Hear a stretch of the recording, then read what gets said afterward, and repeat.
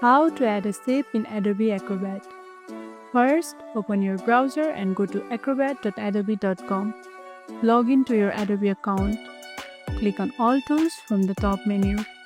Click Edit PDF. Click Select a file and upload a PDF where you want to add the shape. Click on the Comment tool from the right toolbar. This opens the commenting tools. Select the drawing tool and choose the shape you want. It could be a circle, rectangle, or line. Click and drag on your PDF to draw the shape. You can resize it by clicking and dragging the corners.